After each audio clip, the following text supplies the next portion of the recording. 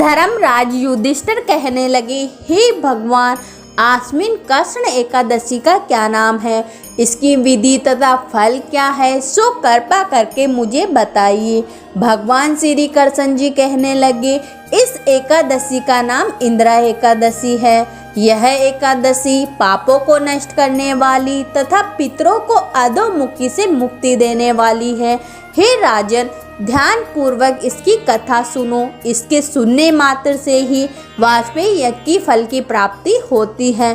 तो नमस्कार दोस्तों, जय माता रानी की। तो दोस्तों, आज आपके लिए मैं इस वीडियो में इंदिरा एकादशी की कथा लेकर आई हूँ। लेकिन इससे पहले अगर आपने मेरा यूट्यूब चैनल भक्ति ट्रेनिंग सब्सक्राइब नहीं किया है तो उसे तुरंत सब्सक्राइब कर लीजिए।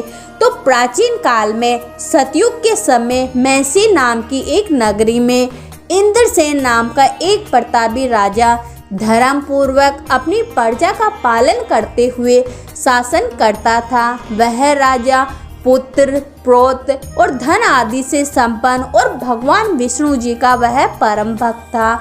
एक दिन जब राजा सुख पूर्वक अपनी सभा में बैठा था तो आकाश मार्ग से महर्षि नारद उतरकर उनकी सभा में आए।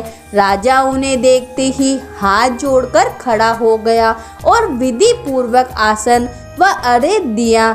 सुख से बैठकर मुनि राजन ने पूछा कि हे राजन, आपके सातों अंग कुशल पूर्वक तो हैं, तुम्हारी बुद्धि धर्म में और तुम्हारा मन विष्णु भक्ति में तो रहता है। देवर्षि नारद की ऐसी बातें सुनकर राजा ने कहा, हे महर्षि, आपकी कृपा से मेरे राज्य में सब कुशल है तथा मेरे यहाँ यज्ञ कर्मादि सुकृत हो रहे हैं। आप कृपा करके अपने आने का कारण बताइए। तब ऋषि कहने लगे, हे राजन, आप आश्चर्य देने वाले मेरे वचनों को सुनो। मैं एक समय ब्रह्मलोक से यमलोक गया। वहाँ श्रद्धा पूर्वक यमराज से पूजित होकर मैंने धर्मशील और सत्यवान धर्मराज की प्रशंसा की। उसी समय यमराज की सभा में महान ज्ञानी और धर्मात्मा तुम्हारे पिता को एकादशी का व्रत भंग होने के कारण देखा।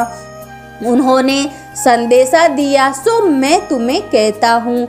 उन्होंने कहा कि पूर्व जन्म में कोई विघ्न हो जाने के कारण मैं यमराज के निकट रह रहा हूँ। सो हे पुत्र, यदि तुम आश्विन कृष्ण इंदिरा एकादशी का व्रत मेरे नियमित करो तो मुझे स्वर्ग की प्राप्ति हो सकती है। इतना सुनकर राजा कहने लगे, है महर्षि, आप इस व्रत की विधि मुझे कहिए। नारद जी कहने लगे, आश्विन माह की कृष्ण पक्ष की 10वीं के दिन प्रातःकाल श्रद्धा पूर्वक स्नान आदि से निर्वत होकर पुनः दोपहर को नदी आदि में जाकर स्नान करिए। फिर श्रद्धा पूर्वक पितरों का श्राद्ध करिए और एक बार भोजन करिए। प्रातःकाल होने पर एकादशी के दिन दातून आदि करके स्नान करे। फिर व्रत के नियमों को भक्ति पूर्वक ग्रहण करता हुआ प्रतिज्ञा करे कि मैं आज संपूर्ण भोगों को त्याग कर निराहार एकादशी का व्रत करूंगा। हे पुंडरीकाक्ष, मैं आपकी शरण में हूँ, आप मेरी रक्षा कीजिए। इस प्रकार नियम पूर्वक शालिग्राम की मूर्ति के आगे विधि पूर्वक श्राद्ध करके योग्य ब्राह्मणों को फलाहार का भोजन कराए और दक्षिणा दे। पितरों के श्राद्ध से बच जाए तो उसे सूंघकर गौ माता को दे तथा धूप दीप गंध पुष्प और नैवेद्य आदि सब सामग्री से ऋषिकेश भगवान का पूजन करे। रात में भगवान के निकट जागरण करे। इसके पश्चात द्वादशी के दिन प्रातःकाल होने पर भगवान का पूजन करके ब्राह्मणों को भोजन कराए। भाई बंधु स्त्री और पुत्र सहित आप भी मौन होकर भोजन करें।